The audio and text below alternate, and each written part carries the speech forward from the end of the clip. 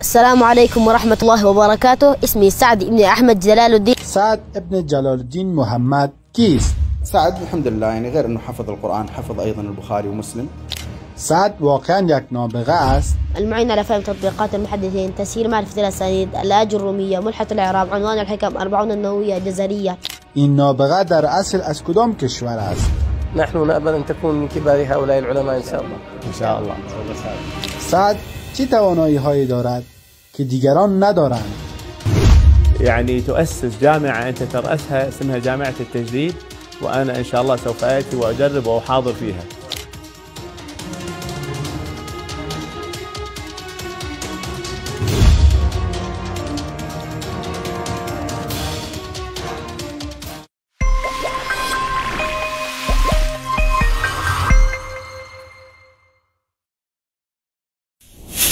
السلام عليكم ورحمة الله وبركاته. اسمي سعد ابن أحمد جلال الدين من طاجكستان.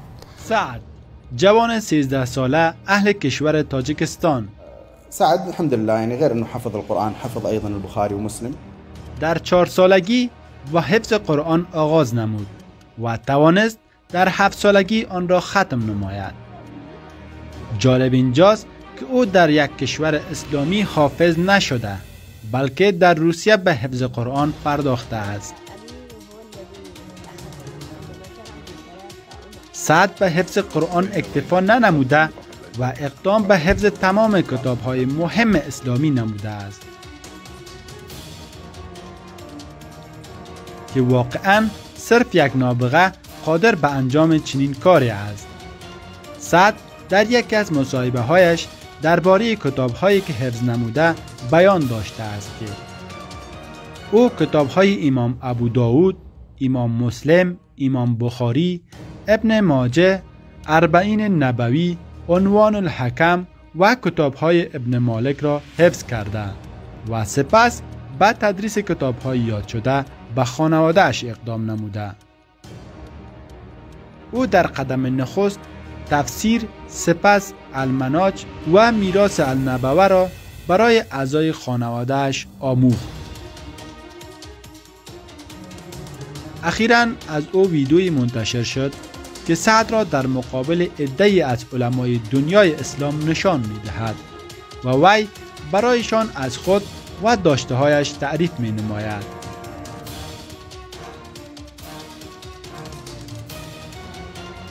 علمای یاد شده از دانش و نبوغ سعد حیرت زده شدند.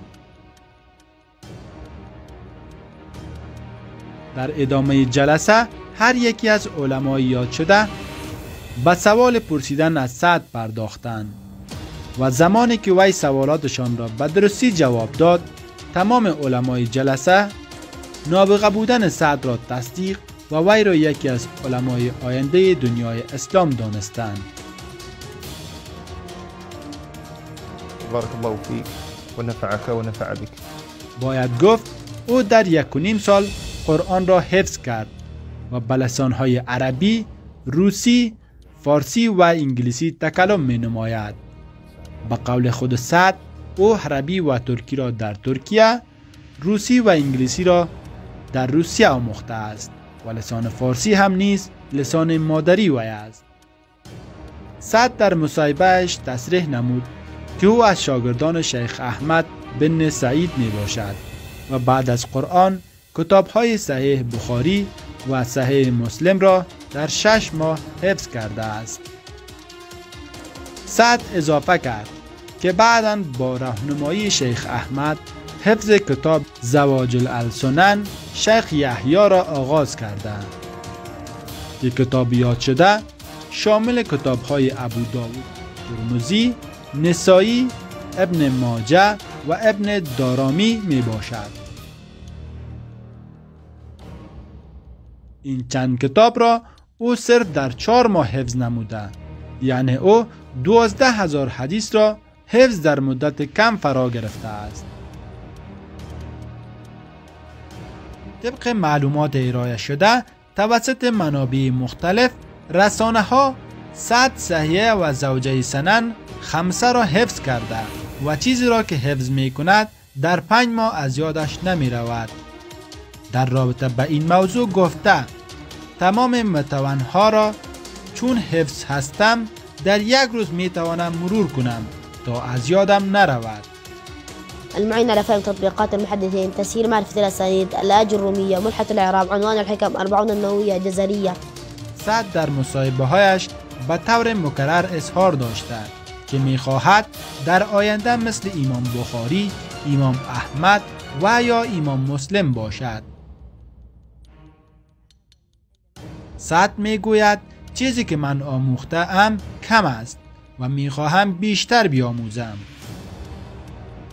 او در بحث ها و مصاحبه های زیاد اشتراک کرد که تمام دنیای عرب و عجم را حیرت و مجذوب خود نموده است. وأدرك والشباب له دثار أدلة مالك والشافعي. نحن نأمل أن تكون من كبار هؤلاء العلماء إن شاء الله. إن شاء الله. با قول یکی از علمایی که با سعد مصاحبه داشته، سعد یک نبوغ خاص دارد و بدون شک او یک شیخ الحدیث جوان است و میتواند در آینده به قله های بلند علم برسد و او بدون شک خون امام بخاری، مسلم، ابو حنیفه، امام غزالی، امام ترمذی و داوود در رگ‌های وی جاری می باشد، زیرا اکثریت كان النبي صلى الله عليه وسلم يقول الله تعالى يؤذني أنا عند ظن عبدي وأنا معه إذا ذكرني. زیرا اکثریت محدثین و علمای بزرگ اسلام از فارس و خراسان قدیم بودند و شک نیست که او نیز در آینده شاهکار برای دنیای اسلام انجام بدهد. باید گفت به این همه کمالات سعد صرف 13 سال دارد.